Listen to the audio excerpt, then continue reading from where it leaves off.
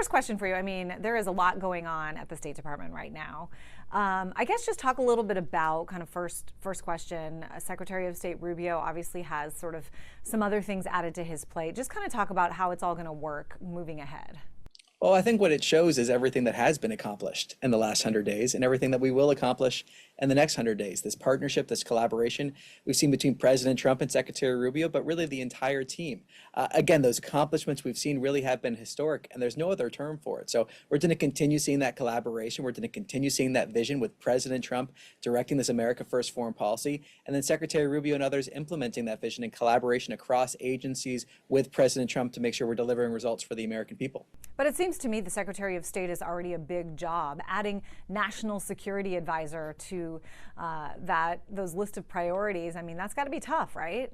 Well, look, again, I think it's a testament to what's been accomplished so far, to all of the many accomplishments that have been in place over this last 100 days, whether you're talking about the border with illegal border crossings down 95%, the deals we've seen with other countries in terms of deportations or combating transnational crime, whether we're talking about pursuing peace. So we have seen so many results already because of President Trump, Secretary Rubio, the collaboration across the entire team. We're going to continue seeing that. And I think what's happening now is a testament to the collaboration, the communication, and the fact that we've delivered results and we'll keep on delivering results. I want to sort of just take a trip around the global chessboard for a moment. Let's start with China. What are some of the biggest challenges, no matter who the president is, but what are some of the biggest challenges right now that Secretary of State Rubio is going to be facing with China?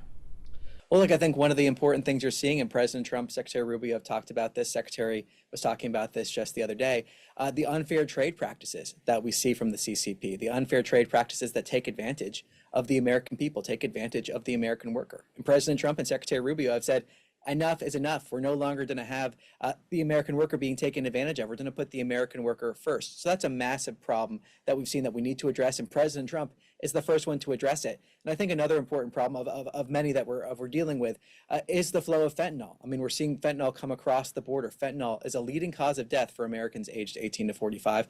President Trump took action from the beginning of his administration to combat that flow, and many of the precursors of fentanyl start in China. That's where they start, and then they flow across our border through various means, usually with cartels. So we saw strong action from President Trump and at the State Department designating the cartels, or several of them, foreign terrorist organizations. So we're seeing strong action to address these issues. It's interesting. I've done a host of stories about China. So whether it's the unfair trade practices, the fentanyl, the stealing our intelligence, stealing our technology. There are so many ways in which China is a top adversary. Why do you think it took so long for a president to kind of be tough? Well, what I can say is that President Trump has been tough. He's been taking action from his first day in office, and really the previous administration when he was last in office as well. So what we saw is under President Trump's last administration, he started taking the steps. Unfortunately, we had a bit of a pause there for 4 years, but now President Trump is back in office, and he's taking steps from the beginning of this administration and will continue taking those steps, again, to address the flow of fentanyl, to address those unfair trade practices, to make sure that we're protecting our intellectual property. So President Trump is a man of action, and I think what I can speak for now is the action that President Trump, Secretary Rubio have taken to address a lot of these concerns. Let's move on to Russia. Clearly, the Ukraine-Russia war is something that President Trump said he was going to figure out and try to solve on his first day, or maybe his first week in office.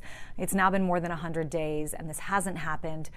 What's the deal here? Well, we're closer to peace than we ever have been, and that's because of President Trump, who has brought the parties to the table, who's had engagement from the top levels of this administration, including Secretary Rubio. What has been clear, though, now is we need to see serious movement towards that peace. We have a framework, we have a way forward that we'd like to see, but we need to see the parties move together, see that serious movement towards peace in order to continue with this process. We're not going to have meetings for the sake of meetings, and that's been clear from President Trump, Secretary Rubio. Americans watching at home will see many times in past administrations there have been meetings that haven't led to anything. That's coming to an end under President Trump. If we're going to have meetings, if we're going to fly around the world, we want to see results. We want to see constructive dialogue. That's been clear. We need to see that constructive dialogue. We're not going to have meetings for the sake of meetings. And if we don't see that progress, we're going to have to focus on other priorities, many of which we were just discussing. We saw this week a deal signed between Ukraine and the United States, a minerals deal. President Zelensky seems to be sort of willing to come to the table for just about everything. Talk a little bit about kind of how significant this deal was, and also if there's any deals ahead with Russia. Well, Well, look, I'm not going to preview where these talks might go. This is a very dynamic situation, but on that deal, it's a first of its kind, historic reconstruction investment fund between the United States and Ukraine. And it really is about the mutual benefit that we're going to see between the people of Ukraine and the United States, with 50% of the profits from that fund being devoted back into other projects in Ukraine to see that reconstruction. And again, that mutual economic benefit between the United States and the Ukraine. And what it does is also send a clear message that the United States has vested interests in Ukraine, vested economic interests in Ukraine. So there are a lot of elements here that are incredibly important, and also a very good sign for the American people, the benefit that they'll see from this as well, including the people of Ukraine. Let's move on to some of the relationships that Secretary Rubio is trying to forge with some other countries in terms of a place to send a lot of the undocumented migrants that have been deported. Obviously, we saw during the last 4 years millions and millions of people come over, some claiming asylum, some sort of, I guess, sneaking in.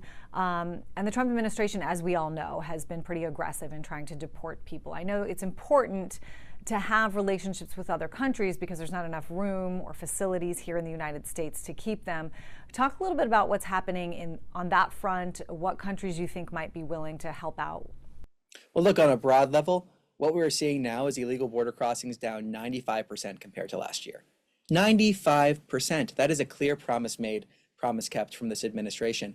And that's in part because of the work that Secretary Rubio and others have done for partnerships around the region to both accept their nationals, third countries that are accepting nationals from other countries as well that are illegally present in the United States, but also then efforts to combat transnational crime. And that's a very important part of this as well, because really the only people that benefit from this mass illegal immigration that we've seen in the previous administration were the transnational criminals, were the cartels who are taking advantage of countries, taking advantage of people. President Trump securing the border, that decrease of 95% is a huge promise made, promise kept, but then also addresses other issues we were talking about, such as the flow of fentanyl. And we're seeing cooperation around the world, but especially in our region, to combat transnational crime and illegal immigration, because there's this recognition of the fact that, of course, illegal immigration hurts the United States, but it hurts all of the countries along this route.